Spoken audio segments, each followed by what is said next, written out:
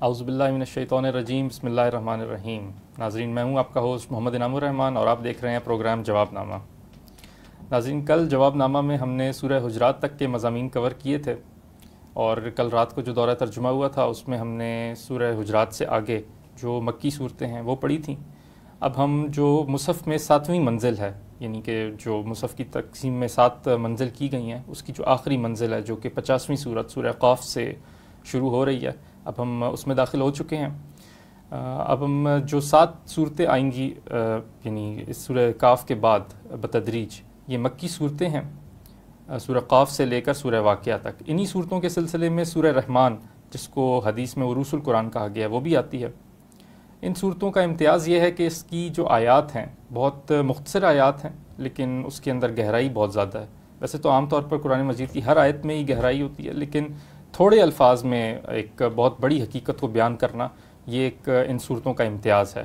اسی لیے شاید ان صورتوں کو جو اہل علم ہے وہ عربی ادب کے شہپارے کے طور پر بھی کہتے ہیں، جس نے اس دور میں عربی ادب پر اپنے بہت ہی نمایاں اثرات مرتب کیے۔ اگر مضامین کی بات کی جائے تو پہلے جو مکی صورتیں ہم نے پڑھی تھیں سورہ سبا سے لے کر سورہ احقاف تک، جو ایک پورا سلسلہ تھا جس کے اندر سورہ یاسین بھی آتی تھی، اس میں جو توحید کا مضمون ہے وہ بہت غالب تھا، جبکہ جو یہ 7 صورتیں ہیں ان کے اندر جو انذار آخرت ہے، جو آخرت کا ڈر اور اس کا بلاوا ہے، اس کے حوالے سے پیغام ہے، وہ ان صورتوں میں بہت نمایاں دکھائی دیتا ہے۔ پھر ان 7 صورتوں کے آخر میں کل ہم نے ان کے بعد سورہ حدید ام المصبحات یا جو ایک مدنی صورت ہے وہ بھی پڑھی تھی۔ مزید مدنی صورتیں ہی پڑھیں گے۔ اس حوالے سے آپ کے جو بھی سوالات آئیں گے وہ آج ہم اپنے مہمان جناب خالد محمود عباسی صاحب سے لیں گے۔ تو چلیے پروگرام میں بلا تعطل اب ہم اس کا آغاز کرتے ہیں اور اپنے مہمان جناب خالد صاحب کو خوش آمدید کہتے ہیں۔ جی شکریہ۔ خالد صاحب، سورہ قاف کی آیت کے حوالے سے ایک سوال آیا ہے اور وہ سوال اس کی 37ویں آیت کے حوالے سے آیا ہے کہ فرمایا کہ ان فی ذلک لذکری لمن کان لہ قلب او القی السمع وہو شہید۔ تو اس میں فرمایا گیا کہ یہ قرآن یا یہ جو تذکیر نبی صلی اللہ علیہ وسلم کر رہے ہیں یہ اس کے لیے فائدہ مند ہوگی یا یہ اس سے وہ اس سے نصیحت حاصل کرے گا جس کا دل ہوگا۔ یہ بتائیے کہ دل تو سب انسانوں کا ہوتا ہے، تو یہ کیوں کہا گیا کہ جس کا دل ہوگا وہ اس سے نصیحت حاصل کرے گا؟ ہاں، اصل میں وہ جیسے ہوتے ہیں نا، آنکھ سب کی ہوتی ہے تو دیدہ ور کوئی کوئی ہوتا ہے۔ صحیح۔ تو اسی طرح سب کا دیکھنا ایک جیسا نہیں ہوتا ہے، اور تو اسی طرح دل تو ایک فنکشننگ اس کی ہے، دل دھڑکتا ہے، خون پمپ کرتا ہے، وہ تو سب کی ہوتی ہے۔ اور ایک احساس والا دل، ایک دل نرم، ایک دل رجوع کرنے والا، اسی سورہ مبارکہ میں قلب منیب کا بھی آیا ہے، رجوع کرنے والا دل۔ تو یہ دل کا اصل وہ فنکشن ہے کہ جو اس کے اندر ودیت کیا گیا ہے، اس روح کے ودیت ہونے کی وجہ سے جو اس کے اندر آیا ہے۔ اور ہوتا یہ ہے کہ جیسے زمین میں بیج ہوتا ہے، اسے بر وقت پانی مل جائے تو وہ نمو پا کے تو پودا بن جاتا ہے، نہیں تو ضائع ہو جاتا ہے۔ اسی طرح سمجھ لیں کہ دل کی زمین پر اللہ نے ایک بیج ڈالا ہوا ہے، روح کا بیج ہے، جو امانت ہم نے سورہ احزاب میں پڑھی تھی۔ تو وہ اس امانت کا خیال رکھا جائے تو وہ رہتی ہے، نہ رکھا جائے تو ضائع ہو جاتی ہے، یا اس پہ کوئی ضائع اس معنی میں کہ وہ نان فنکشنل ہو جاتی ہے۔ تو یہ جو وحی الہی ہے، قرآن مجید ہے، یا جب بھی وحی آتی تھی تو اس کا جو ریسیپینٹ ہے وہ روح ہے۔ تو وہ اگر آپ کی زندہ ہے، قلب سلیم ہے یا قلب منیب ہے، تو وہ جب اس وحی کو وہ آگے بڑھ کے لپک کے قبول کر لے گی، جیسے سورہ نور میں ہم نے پڑھا تھا، یکاد زیتها یضیء ولو لم تمسسه نار، آگ قریب نہ بھی آئی ہو وہ خود بڑھ کے، وہ جیسے پیٹرول آگے بڑھ کے آگ کو قبول کر لیتے ہیں، اس طرح وہ دل آگے بڑھ کے اس وحی کو قبول کر لے گا۔ اور جو دوسری بات آئی ہے او القی السمع وہو شہید، یا وہ کان ڈالے، یعنی خوب کان لگا کے سنے، شہید گواہ ہوتے ہوئے، یعنی توجہ کے ساتھ اسے سنے، تو یعنی صرف اس ایک کان سے سن کے دوسرے کان سے نکالنے کا کام نہ ہو، بلکہ وہ اس پر غور کر رہا ہو، سوچ رہا ہو اسے۔ تو یہ اس کا یہ نتیجہ ہوگا کہ جیسے وہ اس کے اوپر نہ جا کے جو بھی کوئی خول چڑھ گیا ہے، کوئی وہ بیج کے اوپر کچھ جو ہے نا حجاب آ گیا ہے، تو یہ مسلسل سننے کے عمل کے نتیجے میں اس کا تصفیہ ہو جائے گا، صفائی ہو جائے گی، اور جب اس کی وہ صفائی ہو جائے گی تو چونکہ اس کے اندر وہ فنکشن موجود ہے جو اس کے اوپر وہ کوئی کرسٹ آ جانے کی وجہ سے جو وہ ہو گیا تھا، ڈسفنکشن ہو گیا تھا، تو اب وہ اثر نو بحال ہو جائے گا۔ تو وہ روح ہے در حقیقت جس میں اللہ کی معرفت بھی موجود ہے، آپ کو کوئی خارج سے معرفت ٹھونسنے کی ضرورت نہیں ہے، اس کے اندر موجود ہے، جیسے آنکھ میں بصارت موجود ہے، صحیح، تو اس کے اندر اللہ کی معرفت موجود ہے، اور صرف معرفت ہی نہیں موجود، شکر اور محبت بھی موجود ہے۔ یہ بھی کوئی خارج سے پیدا کیے جانے والا جذبہ نہیں ہے، آپ کے اندر ہے جذبہ تو ہے، نہیں ہے تو نہیں ہے، تو وہ روح کا فنکشن ہی ہے۔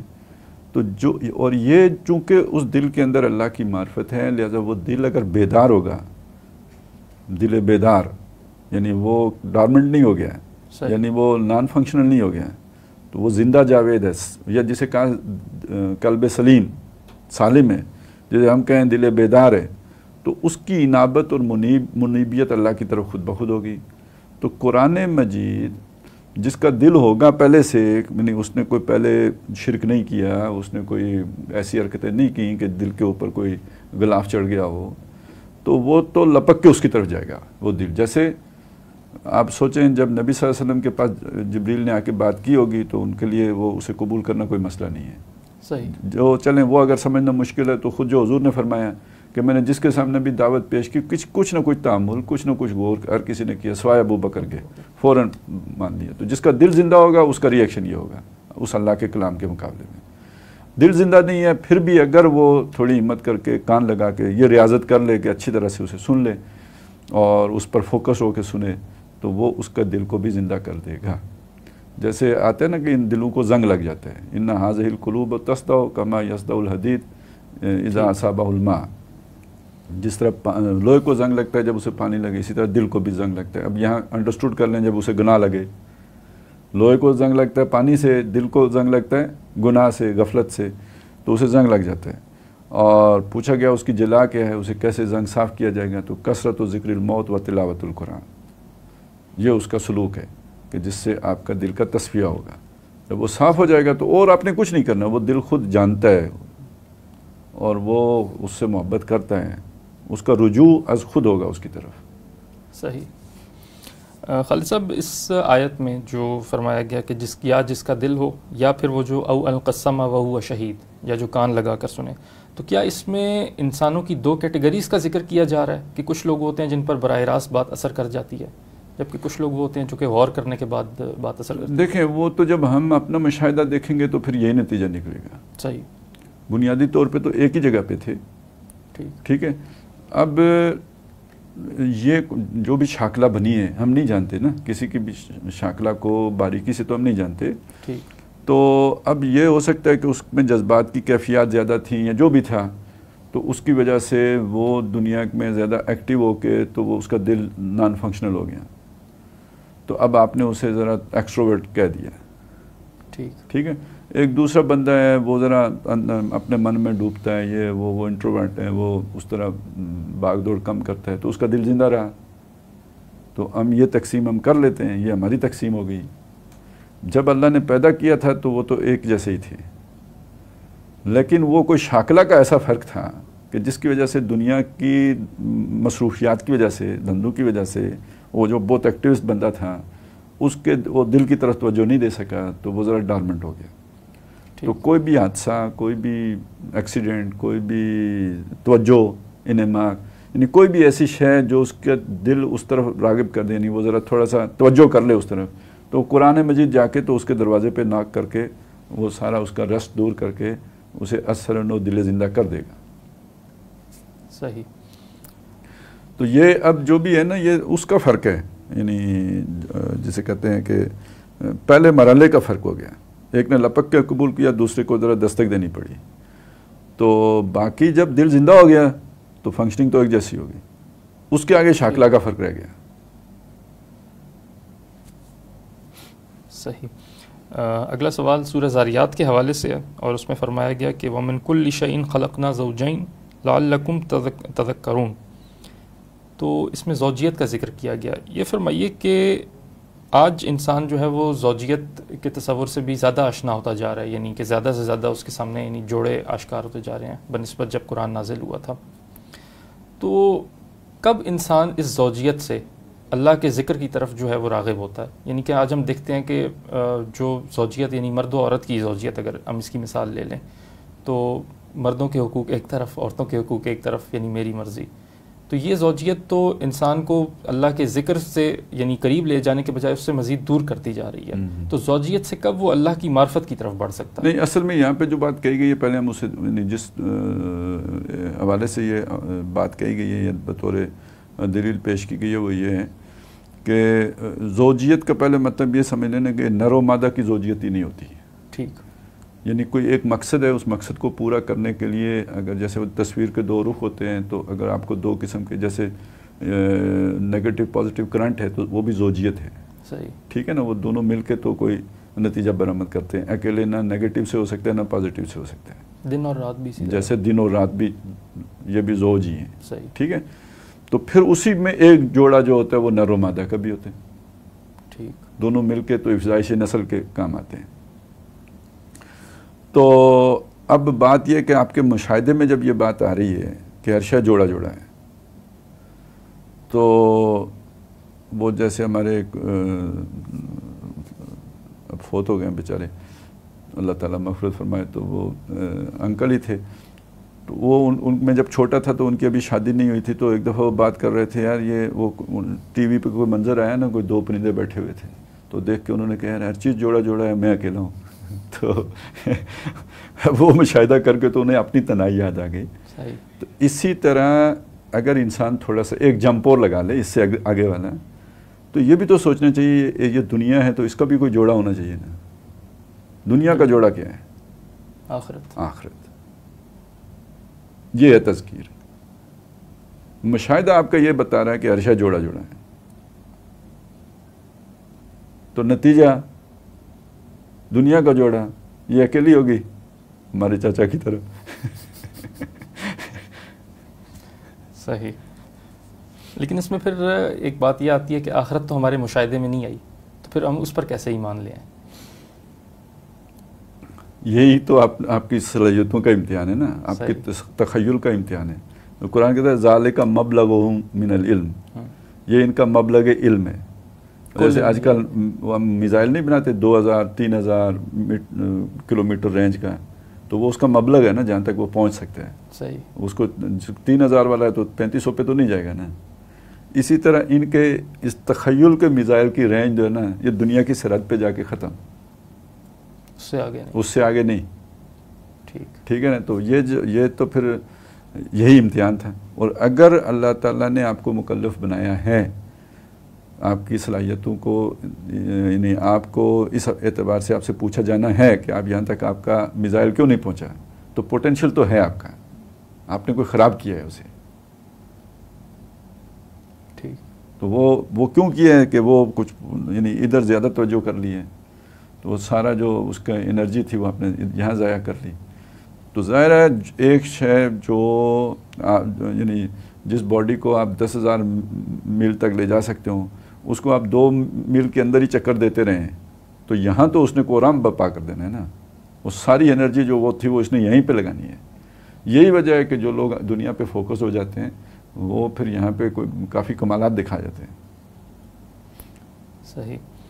اگلا سوال سورہ قمر کے حوالے سے ہے، اور سوال یہ ہے کہ کیا قرآن مجید کا ایک دفعہ درس سن لینا کافی ہے، یا پھر اس کو بار بار تازہ کرتے رہنا چاہیے، جیسا کہ سورہ قمر میں 4 دفعہ آیا کہ وَلَقَدْ يَسَّرْنَا الْقُرْآنَ لِلذِّكْرِ فَهَلْ مِن مُّدَّكِرٍ.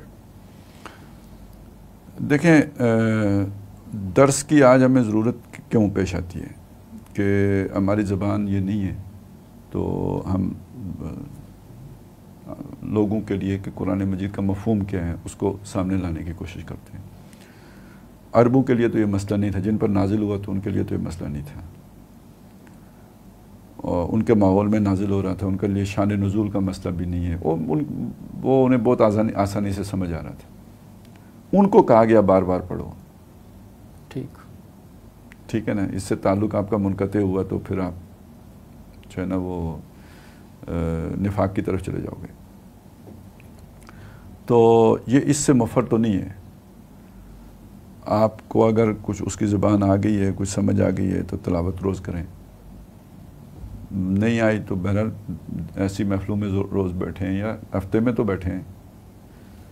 اور اس میں ایک چیز اور بھی ہے، وہ یہ ہے کہ دوسرا جو پہلو ہے، یہ جو تفسیر قرآن کا معاملہ ہے نا، اس کا یہ مطلب لینا کہ قرآن ایک سطحی سی کتاب ہے، بڑی آسانی سے سمجھ میں آ جاتی ہے، یہ مفہوم لینا یہ غلط ہے. ٹھیک ہے، ایک اعتبار سے کہ یہ جو آپ کی فوری ضرورت ہوتی ہے نا، یعنی وہ آپ کے تصور کو اٹھا کے وہاں تک لے جائے، آپ کے دل کو زندہ کر دے، اس اعتبار سے اللہ تعالیٰ نے اسے آسان بنایا ہے. صحیح. ٹھیک ہے، لیکن جہاں یہ آسان ہے وہاں پہ انتہائی دقیق کتاب بھی ہے. اس کے مضامین کی گہرائی تک کوئی نہیں پہنچ سکا. اللہ کا کلام ہے یہ، تو اس کی انتہا معلوم کرنا، اس پر عبور حاصل کرنا یہ کسی کے لیے ممکن نہیں ہے.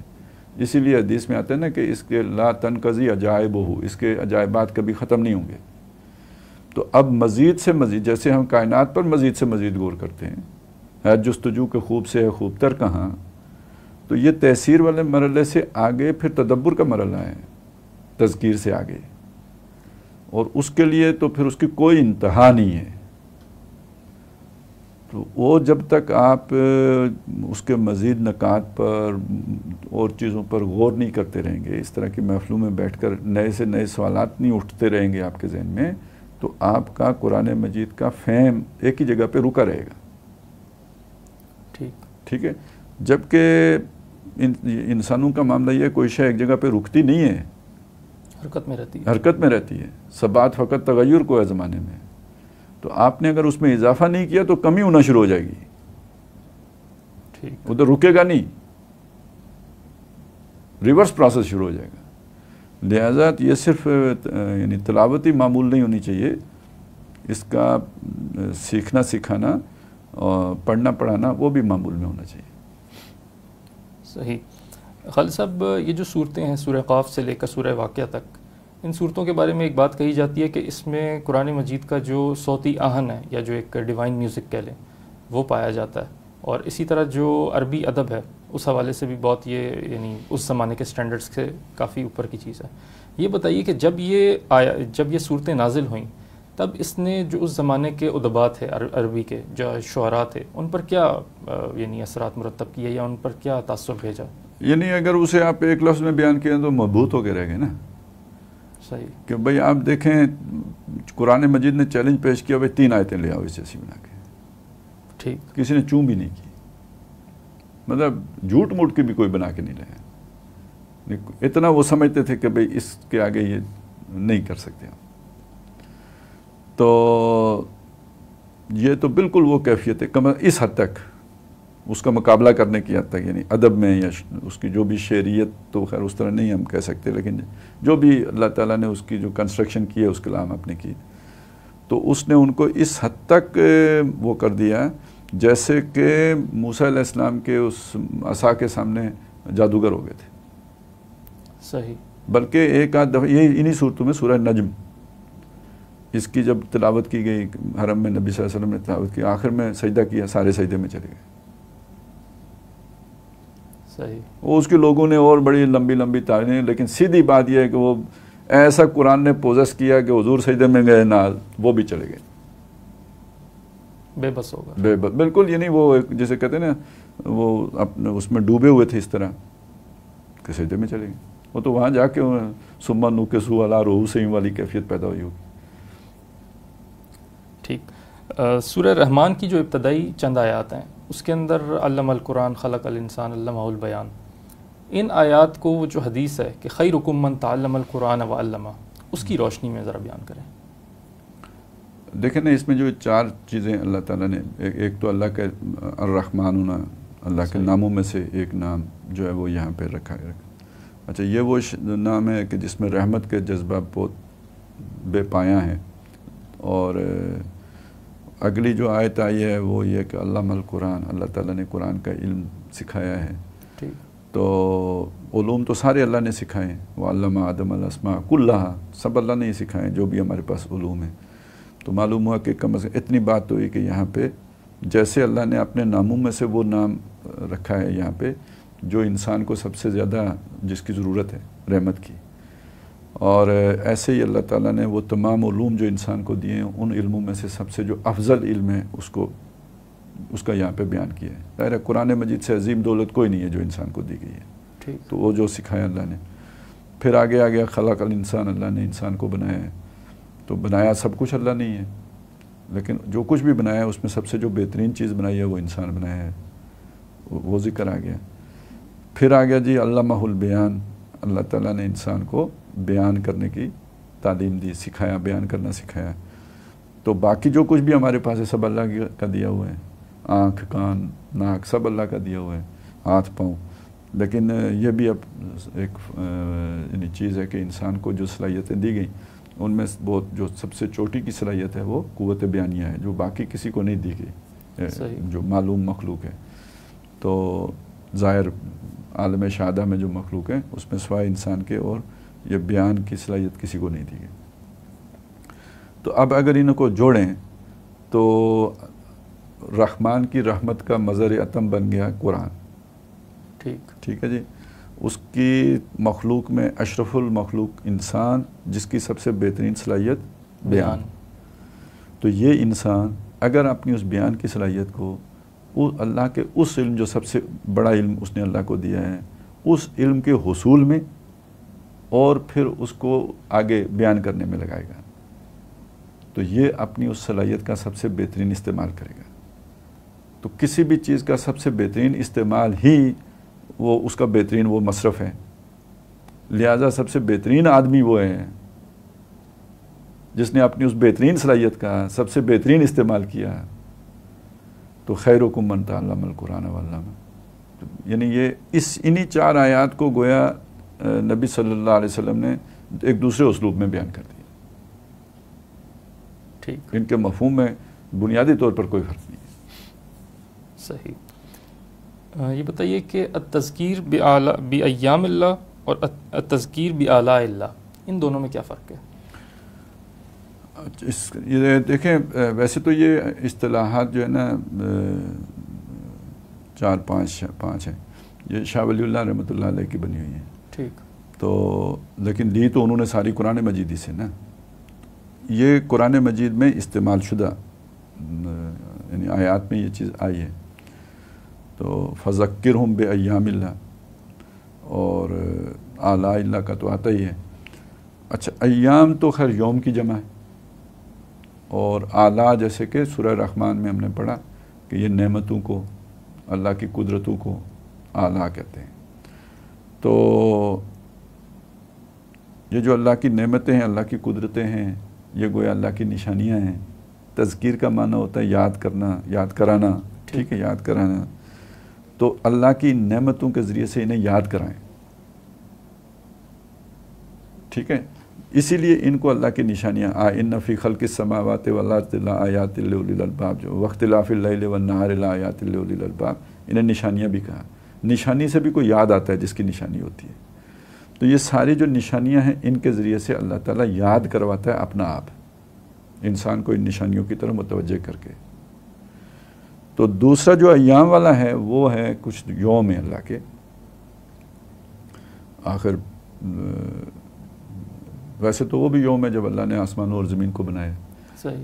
تو یہاں پہ خاص طور پہ وہ یوم مراد ہے جس پر اللہ نے بڑے بڑے تاریخ انسانی میں کوئی بڑے بڑے فیصلے کیے جس سے تاریخ بدل گئی. جیسے آج ہم کہتے ہیں نا 9/11 سے پہلے دنیا اور تھی، 9/11 کے بعد دنیا اور ہو گئی. صحیح. اب لوگ کہتے ہیں جی پینڈیمک سے پہلے دنیا اور تھی، بعد میں اور ہو جائے گی. ٹھیک. تو اس طرح پہلے بھی تو دنیا میں کوئی ٹرن آتے رہے نا. نوح علیہ السلام کے آنے سے پہلے دنیا اور تھی، نوح علیہ السلام کے آنے کے بعد دنیا اور ہو گئی. ہود علیہ السلام سے پہلے اور تھی، ہود علیہ السلام کے آنے کے بعد اور ہو گئی. یہ پوری تہذیبیں، پورے تمدن ملیا میٹ ہو گئے. یہ اللہ کے وہ دن ہیں جب کسی پوری قوم کا جو بھی بوریا بستر ہے وہ لپیٹ دیا گیا. یعنی کہ وہ تاریخ کے ٹرننگ پوائنٹس ہیں جس کا ذکر قرآن مجید میں کیا. جی بالکل. ٹھیک ہے. تو ان کو ان دنوں سے بھی تذکیر کیجیے کہ نصیحت لیں ان دنوں سے. اور اس سے ایک تو وہ اللہ کی قدرت کا ایک یعنی معجز واقع ہے نا، کس طرح کوئی قوم اللہ تعالیٰ نے تباہ و برباد کر دی. تو ایک تو یہ بات آ گئی اس میں، اور دوسری بات یہ ہے کہ یہ ذرا یہ بھی ہوش کریں کہ یہ واقعہ ان کے ساتھ بھی پیش آ سکتا ہے. اگر رسول آئے، اس کا انکار کیا اور اس کے نتیجے میں ایک قوم ختم ہو گئی، دوسری قوم کے ساتھ بھی یہی ہوا، تیسری کے ساتھ بھی یہی ہوا، تو اسی سلسلے کی ایک کڑی تو پوری ہو گئی کہ رسول آ گئے. اب اس کا دوسرا حصہ باقی ہے، مانو گے تو بچ جاؤ گے، نہیں مانو گے تو وہی ہوگا جو باقیوں کے ساتھ ہوا ہے. تو یہ تذکیر بایام اللہ کی ایک صورت ہے. اور یہ جو تذکیر بآلاء اللہ ہے، یہ وہی آلاء کا لفظ جو سورہ رحمان میں بار بار آیا ہے؟ جی جی وہی لفظ ہے. ٹھیک. اگلا سوال سورہ حدید کے حوالے سے اور پوچھتے ہیں کہ جب اللہ اول و آخر ظاہر و باطن ہے تو پھر ہمیں اس کائنات میں اتنی ساری مختلف اشیاء اور چیزیں اور اتنے مختلف فینومیناز کیوں دکھائی دیتے ہیں؟ جب کائنات میں صرف تغیر کو ہی ثبات ہے تو پھر اس آیت کا کیا مطلب ہوا؟ اچھا، کائنات میں ثبات تغیر کو جو ہے مخلوق میں ہے نا. صحیح. اللہ کو کے لیے تو جو ہے نا وہ یہ چیز نہیں آئی ہے. جو بھی کسی نے بیان کی ہے اس نے تو اپنا مشاہدہ بیان کیا، اس نے اللہ کو تو نہیں دیکھا ہے. یہ انسانی مشاہدہ ہے. یہ انسانی مشاہدہ ہے کہ ثبات فقط تغیر کو ہے زمانے میں، اور انسانی مشاہدہ محدود ہے عالم شہادہ کی حد تک. تو یہ تو پہلی بات تو یہ ہو گئی کہ یہ قانون تو وہ ہو گیا. باقی جو دوسرا یہ اول آخر ظاہر باطن، اس کے ایک بڑا یعنی سیدھی سی جو وہ تشریح کی گئی ہے کہ جب کچھ بھی نہیں تھا تو اللہ تعالیٰ تھا، جب کچھ نہیں ہوگا تو وہ پھر بھی ہوگا. اول آخر تو بہت آسان ہو گیا. اور ظاہر باطن میں بھی یعنی حقیقت میں تو غالب وہی ہے. اگر آپ کو کچھ نظر آتا ہے کہ کوئی شے آگے پیچھے ہے تو یہ آپ کی نظر کا دھوکہ ہے، فریب ہے. فی الواقع اگر کسی کا غلبہ ہے تو وہ اسی کا ہے. اور باقی یہ کہ باطن کا بھی سمجھنا کوئی مشکل نہیں ہے، کیونکہ وہ تو اصلیت تو اسی کی ہے، ہمیشہ سے ہے، چلی آ رہی ہے، آئندہ بھی ہوگی. البتہ اس سے جو فلسفیانہ قسم کے مسائل اٹھائے گئے ہیں وجود کا مسئلہ جو ہے اس کے ساتھ، اور اس میں پھر چونکہ ایک تنازع کی کیفیت بھی، کیونکہ جو ظاہر پرست لوگ ہوتے ہیں تو وہ پھر اس طرح کی باریک مسئلے جو ہے نا وہ انگور جو ہے کیکر پہ چڑھا دینے والی بات ہو جاتی ہے. ٹھیک. تو پھر بہت زخمی ہو جاتے ہیں انگور. تو اس لیے یعنی وہ پھر اس پہ کافی تنازع پہلے بھی رہا ہے اور ابھی بھی ہو جاتے ہیں. اور ڈاکٹر صاحب نے ان چیزوں کو بیان کیا ہوا ہے، اور میرا خیال ہے بہت ہی سائنٹیفک طریقے سے بیان کیا ہوا ہے. آج کے انسان کے لیے ان باتوں کو سمجھنا تھوڑا سا کنسیپچول ہو تو بالکل ناممکن نہیں ہے، ممکن ہے، بڑی آسانی سے سمجھ میں آ جاتی ہے. لیکن اگر وہ ضدی ہو تو خیر وہ تو پھر پیغمبر کی بات بھی نہیں سمجھ میں آتی، متعصب ہو تب بھی نہیں آتی. جو اسے ایز اے پروپیگنڈا ٹول استعمال کرنا چاہتا ہو، مطلب دکھ ہو دارو یہ کرنا چاہتا ہو، ہوتا ہے نا پیڑ کسی اور گل دی ہونی ہے تو آدمی ذریعہ کسی اور چیز کو بنا لیتے ہیں. بلکہ وہ چلیں وہ ہے نا کہ روندی پراواں لے لے، نہیں روندی یاراں نو لے لے نہ پراواں دا. تو وہ بعض لوگوں کو مسئلہ عقیدے کا وہ بنا کے پیش کر رہے ہوتے ہیں تو اصل تکلیف کوئی اور ہوتی ہے. تو اگر ایسی کوئی بات ہو تو پھر تو سمجھ نہیں آئے گی، پھر آپ کے وہ جو ہے نا میزائل جو ہے نا وہ تجربہ ناکام ہو جائے گا. تو اگر آپ ان چیزوں سے بالا تر ہو کے سوچیں گے اور ڈاکٹر صاحب کی ان باتوں کو پر غور کریں گے جو انہوں نے بیان کی ہیں تو وہ مسئلہ بڑا کلیئر ہو جاتا ہے. البتہ ایک بات سمجھ لیں، یہ مسئلہ جو ہے کلیئر ہونا ایک علیحدہ بات ہے، اس کا تحمل کرنا ایک علیحدہ بات ہے. صحیح. ٹھیک ہے. جو بعض ایسے لوگ جو اس سے احتیاط کرتے ہیں یا اس کی مخالفت کرتے ہیں یا اسے شرک قرار دیتے ہیں، وہ اپنے موقف میں غلط نہیں ہوتے. وہ پہلے والی باتیں نکال دیں. کون سی والی؟ اگر آپ نے تعصب ہے، کوئی آپ نے غصہ نکالنا ہے، وہ اگر ہے تو وہ تو پھر مسئلہ دوسرا ہو گیا. لیکن خلوص و اخلاص کے ساتھ بھی اس مسئلے میں آپ کو وہ ہونا پڑتا ہے، یعنی اس کی مخالفت کرنی پڑتی ہے، کیونکہ اس چیز نے ماضی میں بہت گند پھیلایا ہے. صحیح. ٹھیک ہے. اکبر کا جو سارا وہ دین الہی کا ایجنڈا تھا وہ اسی کا پیدا کرتا تھا. ٹھیک. وحدت الوجود سے وحدت ادیان تک کا سفر، جو اس کو انہوں نے یہ شیپ دی تھی.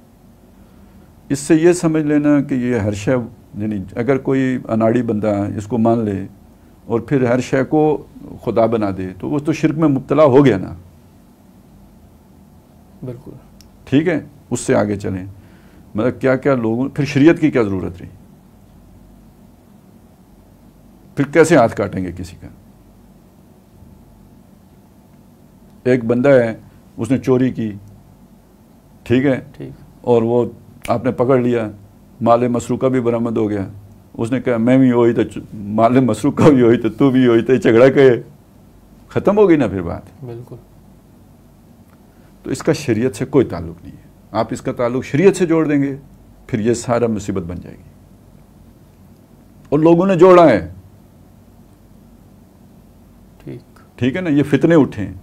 تو جن لوگوں نے ان فتنوں کا مطالعہ کیا ہے، لوگوں کی بد عقیدہ ہونے کے مظاہر دیکھے ہیں، جنہوں نے گمراہیاں دیکھی ہیں اس سے جو پھوٹی ہیں، تو اس کی وجہ سے پھر وہ اس سے متوخش ہوتے ہیں، احتیاط کرتے ہیں. ٹھیک. احتیاط نہیں کرتے، مطلب اس پہ ریئیکٹ کرتے ہیں اور بڑا شدید ریئیکٹ کرتے ہیں، اور وہ جائز ریئیکٹ اس تناظر میں ہو جاتے ہیں. صحیح. اچھا، تیسری بات اس ضمن میں یہ ہے کہ اس سے بعض لوگ خلوص کے ساتھ اسے کنفیوز کر دیتے ہیں ہماؤست کے ساتھ، پینتھیزم کے ساتھ. وہ بالکل اور چیزیں. اس میں تو جو وجود حقیقی تھا اس نے اس وجود میں تحلیل ہوا ہے، وہ کنورٹ ہوا ہے، ٹرانسفارم ہو گیا اس میں. جبکہ اس تصور میں یہ چیز نہیں ہے. اس میں وجود کو جو ہمیں نظر آتا ہے اس کو حقیقی نہیں مانا جاتا. یہ نہیں کہا جاتا کہ وہ اس میں تحلیل ہو گئے ہیں، اس کو حقیقی نہیں مانا. بڑا بنیادی سا فرق ہے، لیکن یہ کہ بہرحال تھوڑا سا لطافت ذہن میں ہو تو تب آئے گا، نہیں تو آپ ذرا زیادہ سائنٹیفک ہوں گے تو نہیں سمجھ میں آئے گا. صحیح. تو ایک یہ بھی ایشو رہتا ہے. تو کچھ یہ غلط فہمی کا معاملہ بھی رہتا ہے. تو ایک طرف تو کچھ لوگ غلط فہمی کی وجہ سے ہماؤست پہ اسے وہ قیاس کر کے تو اس کی مخالفت کرتے ہیں. کچھ لوگ اس کی مخالفت کرتے ہیں ان متوحش ہو کے جو بھی سابقہ تجربات ہیں ان سے، اور کچھ لوگ اس کی مخالفت کرتے ہیں اپنے ان تعصبات کو وہ کرنے کے لیے جو ان کے اندر کسی شخصیت سے ہوتے ہیں، اس کے اصل کام کے حوالے سے. ٹھیک ہے. تو اب یہ جب آپ کو معلوم ہے کہ یہ اس میں پڑھوں گا تو یہ نکلے گا، تو ایک عام آدمی یا کوئی بھی داعی دین اس کی تو کوشش یہی ہوتی ہے کہ اس کے سائڈ سے ہی نکلا جائے، ٹھیک، اس کو چھیڑا ہی نہیں جائے جیسے ہم گزر گئے. ٹھیک ہے نا. صحیح. تو لیکن یہ کہ جنہوں نے چھیڑا ہے تو ان کو شوق تھا چھیڑنے کا، کوئی علمیت بگاڑنے کا شوق تھا، کوئی ذرا نئی بات کرنے کا شوق تھا، تو یہ بھی سوء ظن ہے. یہ ایک لیول پہ جا کے خاص لوگوں کا یہ ایشو بنتا ہے، اور وہ ایشو تب بنتا ہے، اب ظاہر ہے یہ عام آدمی کا مسئلہ نہیں ہے. یہ جو زیادہ توحید پرست ہوگا نا، یعنی جس کا وہ توحید کی خوب کھال اتارے گا جو، تو ایک جگہ پہ جا کے پھنس جائے گا کہ وجود کی سنویت. صحیح. وجود دو ہیں تو وجود دو ہو گئے تو پھر تو شرک نہیں ہو گیا. اب وہ اسے توحید بنانا پڑتا ہے. تو کہتا ہے یہ جو مجھے نظر آتا ہے یہ فضول ہے، بیکار ہے، یہ ہے ہی نہیں، ابس ہے. نہیں، ابس بھی نہیں، بلکہ یہ اس کا وجود ہی نہیں ہے، یہ غیر حقیقی وجود ہے. یہ اس کی سیٹسفیکشن کا مسئلہ ہے جس کے ذہن میں یہ سوال کھڑا ہوا ہے. نہیں تو آپ وجود کی سنویت کے قائل ہو گئے. ایک اور مسئلہ کھڑا ہو جاتا ہے، اگر یہ ایک علیحدہ وجود ہے اور وہ ایک علیحدہ وجود ہے اور یہ وجود اس وجود سے علیحدہ ہے تو اس وجود کی حدود قائم ہو گئی ہیں. صحیح. جبکہ وہ تو لامحدود ہونا چاہیے. بیسیکلی اس وجہ سے ڈاکٹر صاحب کہتے ہیں یہ عقیدے کا مسئلہ نہیں ہے، یہ فلسفے کا مسئلہ ہے. صحیح. تو اگر آپ کی تخیل کی پرواز یہاں تک نہیں ہوتی تو آپ کو اللہ نے امن دیا ہوا ہے، آپ کو پرابلم نہیں ہے. جس نے کو چلیں شیطان نے یہ سوال اس کے ذہن میں پیدا کر دیا ہے، تو ایک دعوت کا اور تبلیغ کا ایک تقاضا اتمام حجت ہے، بالکل مطمئن کرنا ہے. تو اس لیول کے داعی کو پھر وہ بات بھی سمجھانی پڑے گی. اب جب وہ سمجھائے گا تو جس کی میزائل کی رینج وہاں تک نہیں تھی، سوچ کے میزائل کی رینج، تو وہ پھر ان چیزوں کی وجہ سے ذرا وہ جسے کہتے ہیں نا ری ایکٹ کرے گا. لیکن اسے چاہیے کہ اس بندے کے پورے مجموعی زندگی کو سامنے رکھتے ہوئے وہ اس کے ساتھ حسن ظن کا معاملہ کرے، نہ کہ اسے مشرکوں کی صف میں لا کے کھڑا کر دے. اور وہ لوگ دریدہ دہن جو اس معاملے میں ڈاکٹر اسرار تو کیا چیز ہے، شاہ ولی اللہ کو نہیں بخشتے، مجدد الفسانی کو نہیں بخشتے، تو ان کے کم از کم ان کے ساتھ اگر کوئی سمجھدار بندہ ہو تو ذرا انہیں کہے کہ پاجی ذرا توتی نو ہاتھ مارو. چلیں اگلا سوال مولانا مودودی کے ایک کوٹ کے حوالے سے، اور پھر آگے انہوں نے سوال بھیجا ہے. پہلے ہم کی کوٹ پڑھ لیتے ہیں. مولانا مودودی کہتے ہیں کہ اسلام کا مقصود حقیقی انسان پر سے انسان کی حکومت مٹا کر خدائے واحد کی حکومت قائم کرنا ہے، اور اس مقصد کے لیے سر دھڑ کی بازی لگا دینے اور جان توڑ کوشش کرنے کا نام جہاد ہے. اور نماز، روزہ، حج، زکوٰۃ سب کے سب اسی کام کی تیاری کے لیے ہیں. اب ان کا سوال یہ ہے کہ اگر یہ تصور ہم رکھیں گے تو جو بھی اعمال ہیں، فرض اعمال اور اذکار مسنونہ، وظائف و اذکار مسنونہ، اس کی اہمیت کم ہو جانے کا اندیشہ ہے. اس کو آپ کیا کہیں گے؟ اس حوالے سے آپ کیا کہیں گے؟ دیکھیں، اہمیت تو خیر کم ہونے یا اندیشے کو ایک طرف رکھیں. مسئلہ یہ ہے کہ جو آپ کا ایک ہدف ہوتا ہے، پہلے اہمیت تو اس کی ہوتی ہے سب سے زیادہ. صحیح. اور اس کے اصول کے جتنے بھی ذرائع ہوتے ہیں اس میں ترجیحات کا تعین یقیناً ہوتا ہے. اب آپ کے سر پہ جو ہے دشمن کھڑا ہو سامنے، تو اللہ تعالیٰ نے نماز میں تخفیف کی اجازت دی ہے یا نہیں دی ہے؟ جی دی ہے. ٹھیک ہے. اور نبی صلی اللہ علیہ وسلم غزوہ احزاب کے موقع پر ان کی نمازیں چھوٹ بھی گئی یا نہیں چھوٹ گئی؟ تو پھر اہمیت زیادہ کس کی ہوئی؟ اصل مقصد کی. ٹھیک ہے. تو یعنی جس چیز کو یہ کہ میں یہ جدوجہد کر رہا ہوں تو مجھے اب نمازیں پڑھنے کی ضرورت نہیں ہے، یہ تو پھر ہو گئی بات ہی الٹی. جس نے اس طرح سمجھ لیا وہ تو اس کا دماغ الٹا چلا ہے. صحیح. وہ تو کوئی شیطانی خیال آیا اس کو. جس کے پاس وقت ہے اس نے اس کو اذکار میں استعمال نہیں کیا تو یہ بھی اس کا شیطانی خیال مطلب عادت ہو گئی. ٹھیک. لیکن اگر آ گیا تقابل، ٹائم آپ کے پاس وہی ہے اور اس میں سے دو میں سے ایک طرف آپ نے دو، وہ جیسے ہوتا ہے نا دو برائیوں میں پھنس گئے تو گھٹیا برائی لے لیں، احوان البلیتین. صحیح. تو اگر دو نیک کاموں میں سے ایک لینا پڑا ہے تو کون سا لیں گے؟ زیادہ. ٹھیک. اس کی طرف آپ کو مڑنا پڑے گا. دوسرے کا پھر یہ اللہ تعالیٰ نے یہ سارا انتظام رکھا ہے، اس کے اللہ نے قضاء کا اہتمام رکھا ہوا ہے، اس کی تخفیف کا معاملہ کیا ہوا ہے، سارا کیا ہوا ہے. تو اب دیکھیں یہ تھوڑی سی سوچنے کی چیز ہوتی ہے. مثلاً آپ اس چیز کو دیکھیں کہ تہجد ہے تو ایک مسنون عمل، بڑا مؤکد قسم کا مسنون عمل ہے، تاکید کی گئی ہے جس کی فرض نہیں کیا گیا، لیکن تاکید ایسی ہے کہ گویا فرض کے قریب کر دیا گیا. ٹھیک ہے. اس کے مقابلے میں آپ اگر دیکھیں نا کہ ایک آدمی نے فرض کریں جیسے آج ہم دورہ ترجمہ قرآن کرا رہے ہیں، یہ ایک عملی مسئلہ ہے. آپ کو خیال آئے گا اگر آپ خلوص سے کر رہے ہیں ایک کام تو آپ کو خیال آئے گا کہ آخر آپ سے کوئی چھٹ بھی تو رہا ہے نا. رمضان کی راتیں ہیں، آپ ان کا استعمال کر سکتے تھے، لیکن جو لوگ دورہ ترجمہ قرآن میں شریک ہوں گے وہ تو نہیں کر سکتے. سو ہی نہیں ہیں تو اب کیا ان کے تہجد ہوں گے. ٹھیک ہے. تو اب آپ سوچیں کہ آپ نوافل پڑھتے، اللہ سے جو ہے وہ قریب ہوتے، آپ کو آپ کوئی کیفیت بھی ہوتی، اس کے مقابلے میں یہ تو آپ کو وہ کیفیت نہیں دے رہا. صحیح. جو آپ کو وہاں مل سکتی تھی وہی نہیں. یہ عمل بھی نیا ہے، یہ کوئی پرانا تو چلا نہیں آ رہا. آپ نے ایک ایکٹیویٹی شروع کر دی ہے ساری رات کی. ٹھیک ہے. آپ پر تھی بھی نہیں، اس کی کوئی تاکید بھی نہیں ہے، یعنی اس شکل میں تو اس کی کوئی تاکید نہیں ہے. تو اب آپ دیکھیں کہ دونوں کا جب تقابل کریں گے اس اصول کو سامنے رکھتے ہوئے تو تبلیغ دین تو آپ پر فرض کی گئی ہے. بالکل. اور اس کی فضیلت کیا بیان کی گئی ہے؟ علی اگر تمہارے ذریعے سے ایک آدمی کو بھی ہدایت مل جائے تو سرخ اونٹوں کی بھری ہوئی وادی سے بڑی دولت ہے.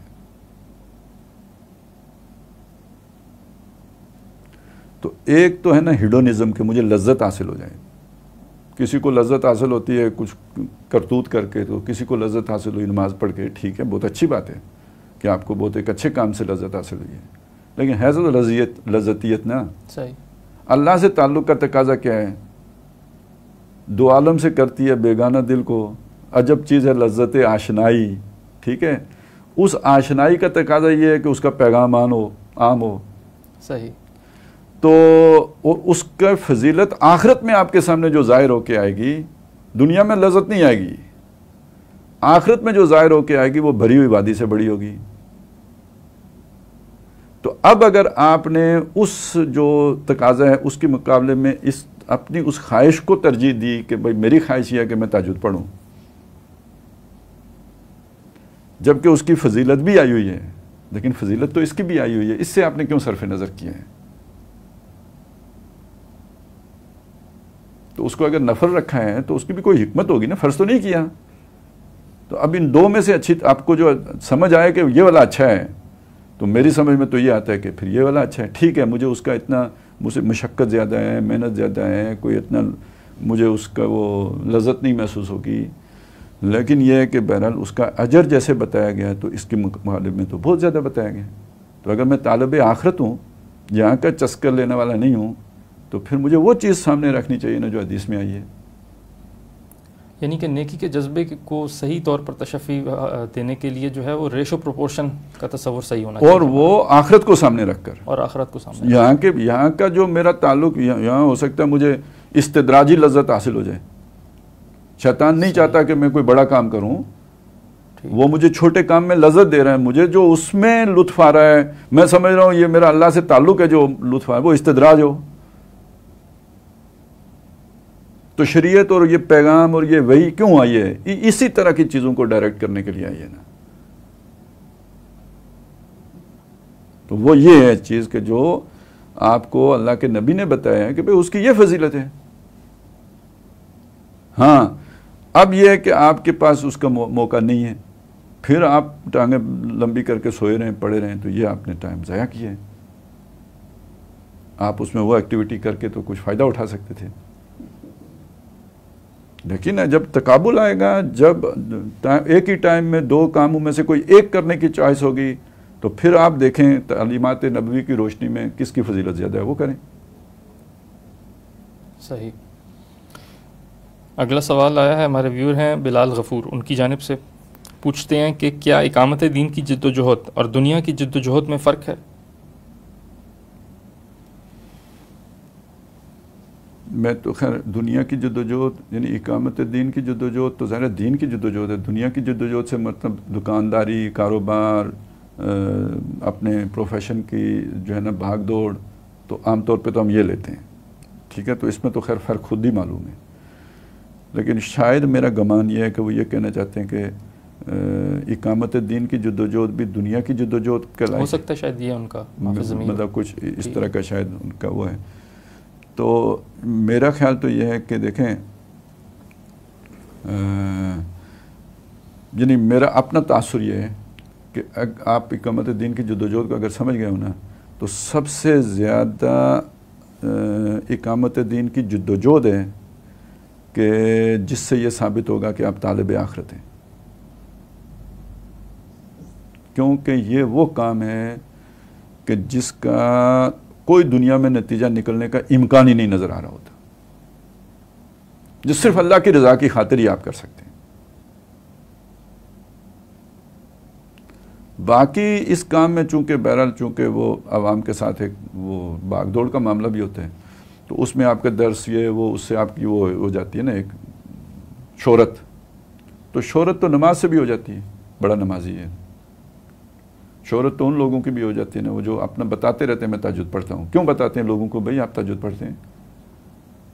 نفلی روزے رکھتا ہوں. کیوں بتاتے ہیں لوگوں کو میں نفلی روزے رکھتا ہوں؟ تو وہ تو من صلی یرائی, من صام یرائی, سارا کچھ ہو سکتا ہے. تو وہ درس بھی ہو سکتے ہیں. اب میں یہاں پہ ایک بات کہنا چاہتا ہوں, اگر آپ سب سے زیادہ زور اپنے درس میں بھی اقامت دین پر دیتے ہیں تو آپ اپنے درس کا حلقہ محدود کرتے ہیں. اچھا جی. اور اگر آپ صرف درس دیتے ہیں، قوال ہیں، تو پھر اس کا نتیجہ یہ نکلے گا کہ آپ کا حلقہ وسیع سے وسیع تر ہوتا چلا جائے گا. میں سمپلی آپ کے سامنے رکھتا ہوں، یار آپ نے اپنی زندگی میں ڈاکٹر صاحب سے بہتر مدرس کوئی دیکھا ہے؟ نہیں. ہر بندہ یہ غور کر لے. لیکن کئی اور لوگوں کو زیادہ مشہوری ملی، بالکل مین سٹریم میڈیا پہ بھی جگہ مل گئی، ٹھیک ہے، اور ان کی تنظیمیں اور تحریکیں بھی پھیل گئیں، درس قرآن کے نام پہ ہی پھیل گئیں. فرق کیا تھا؟ ڈاکٹر صاحب کی طرف لوگوں کا رجوع کیوں نہیں ہوا؟ ان کی طرف کیوں ہو گیا؟ وہ محض درس قرآن تھا، تعلیم و تعلم قرآن تھا. یہاں درس قرآن کے نتیجے میں اقامت دین کی زوردار دعوت تھی، آگے کی بات تھی. صحیح. تو لوگ پیچھے ہٹ جاتے تھے. یہاں درس قرآن ایک مقصد کے لیے تھا. اسی لیے اب بھی بعض لوگ کہتے ہیں کہ ڈاکٹر صاحب اگر انجمن کی حد تک محدود رہتے تو بہت بڑا کام کر کے جاتے. تنظیم میں جا کے ڈاکٹر صاحب نے اپنے آپ کو پھنسا دیا. تو اگر آپ اس سطح پہ جا کے سوچیں تو ڈاکٹر صاحب کا تنظیم میں جانا ان کے مخلص ہونے کی علامت ہے. قرآن کا یہ مطالبہ ہے کہ آپ نے یہ کام کرنا ہے. اس سے لوگ چھٹ کے آپ سے دور ہو گئے تو آپ طالب آخرت ہیں، یہ ثبوت ہے اس بات کا. آپ دنیا دار ہوتے تو یہ کام نہ کرتے. صحیح. اور باقی مین سٹریم میڈیا پہ بیٹھ کے ڈاکٹر صاحب جب پی ٹی وی تھا، یہ جب وہ درس دینے ریکارڈ کروانے جاتے تھے، ایک ہمارے وہاں عبدالرزاق صاحب اب بھی حیات ہیں، اللہ تعالیٰ ان کی عمر دراز کرے، وہ ان کے ساتھ جاتے تھے. وہ بتاتے ہیں کہ جب سورہ حجرات کا درس ریکارڈ کروا کے ڈاکٹر صاحب واپس آئے نا جی تو انہوں نے کہا یہ درس بند ہو جائے گا. صحیح. ٹھیک ہے. اور سورہ حجرات سے آگے نہیں ہوا. یہ انہیں پروڈیوسر نے بتایا تھا کہ بند ہو جائے گا. انہیں پتا تھا میں نے کیا کہا ہے، سینس تھی ان کی. اور کہاں جا کے تو پھر آرڈر آئے گا، پروڈیوسر کو تو نہیں پتا. جب یہ آن ایئر جائے گا، وہ جہاں جا کے سٹرائک کرے گا، جہاں کرے گا تو پھر آرڈر آ جائے گا اس کے بند ہونے کا. آ گیا. اور یہ نہ کہ سمجھے کہ وہ ضیاء الحق ہوگا، ٹھیک ہے، وہ کہیں اور جا کے لگا ہوگا. آ گیا آرڈر. میں یہ بات کیوں کہہ رہا ہوں؟ انہیں پتا تھا یہ بات کہوں گا تو یہ ہوگا، پھر بھی کہیے. انہیں دیا بند. چلوا بھی تو سکتے تھے، چلتے رہنے دے سکتے تھے، وہ بات نہ کہتے. کتنے لوگ ہیں جو سورہ حجرات کا درس دے کے چلے جاتے ہیں، کچھ نہیں ہوتا. تو مین سٹریم میڈیا پہ آپ کو یہ بات کہنے کی اجازت نہیں مل سکتی. جو ابھی بھی ہیں وہاں پہ تو کمپرومائز کیے بغیر نہیں ہو سکتا. نہیں، وہ یہ کہتے ہیں کہ تھوڑی سی چلیں، جتنا بھی حد المقدور ہو سکے دعوت کنوے کریں. کوئی آدمی بغیر دلیل کے کام نہیں کرتا. میں نے آپ کو موٹی بات بتائی ہے نا. جب آدمی کچھ کرنے لگتا ہے تو اس کا کوئی ریشنیل، اس کا کوئی عذر لنگ، ٹھیک ہے نا، اپنی ضمیر کی سیٹسفیکشن کے لیے یہ اس کا مطلب اس کی مجبوری ہے. اس کے بغیر پھر وہ رات کو سوئے گا کیسے؟ چلیں اب ہمارے پروگرام کا وقت بھی اختتام کی جانب بڑھ رہا ہے. اسی حوالے سے چند آخری سوالات لیتے ہیں. ڈاکٹر صاحب نے ایک رسالہ لکھا تھا یا ایک کتابچہ لکھا تھا، بر عظیم میں اسلام کے انقلابی فکر کی تجدید و تعمیل اور اس سے انحراف کی راہیں. سورہ حدید میں جو ہم نے دو طرح کے لوگوں کا طرز عمل پڑھا، ایک دنیا دار لوگوں کا، جبکہ آخر میں جو عیسائی جو مسیح علیہ السلام کے بعد آئے، ان کی موجودگی میں، اور جو رسولوں کی بعثت کا کام ہے، اس کو آپ ڈاکٹر صاحب کا وہ جو کتاب ہے بر عظیم میں اسلام کی تجدید و تعمیل اور اس سے انحراف کی راہیں، اس سے کیسے کمپیئر کریں گے اس کی روشنی میں؟ دیکھیں، تجدید کا مطلب تو ذہن میں نا اسے تازہ کرنا، اس کے اوپر جو بھی کوئی گرد چڑھی تھی اس کو ہٹا دینا، ٹھیک ہے. تو اس کا مطلب یہ ہے کہ جو اسلام تھا، جیسے سورہ حدید میں ہم نے دیکھا نا، جو بھی آپ کے سامنے آیا، تو حضور صلی اللہ علیہ وسلم کے دور میں یہی تھا. بعد میں اس میں گرد شرط پڑ گئی تو وہ نفلی شفلی ہی رہ گیا. یا جس میں بہت زیادہ جوش تھا تو وہ رہبانیت والے اس میں جھلک آ گئی. جہاد کی جگہ پہ رہبانیت ترک دنیا آ گیا. تو بر عظیم میں پھر انہوں نے وہ سارا نقشہ کھینچا کہ بھئی اس کی دوبارہ تجدید ہوئی، یعنی دوبارہ وہی پکار لگی نظام بدلنے کی اور اس کے لیے یہ ساری جد و جہد کرنے کی. صحیح. تو یہ تو پکار تھی، یہ تو تجدید یعنی فکری سطح پہ ہو گئی نا. تعمیل سے مراد یہ ہو گیا کہ پھر اس پر عمل درآمد کی جو مختلف کوششیں ہوئیں تو پھر ابوالکلام کا ذکر آ جاتا ہے، مودودی صاحب کا آ جاتا ہے، پھر ڈاکٹر صاحب اپنا ذکر کرتے تھے. تو یہ گویا اب یہ یوں دور اول یا دور ثانی یہ آپس میں کنیکٹڈ ہیں. اگر اس کی روایت آپ یوں تلاش کریں گے تو نہیں ملے گی. صحیح. اگر یہ روایت زندہ ہوتی تو یہ تجدید نہ ہوتی، یہ کنٹینیوٹی ہوتی. تجدید تو ہوتی ہی ہے کہ روایت منقطع ہو گئی تھی. میری بات سمجھ رہے ہیں نا؟ جی بالکل. تو یہ روایت اگر کوئی پیچھے تلاش کرنے کی کوشش کرے گا تو وہ حماقت ہے. یہ روایت ہوتی تو پھر تجدید کیوں ہوتی؟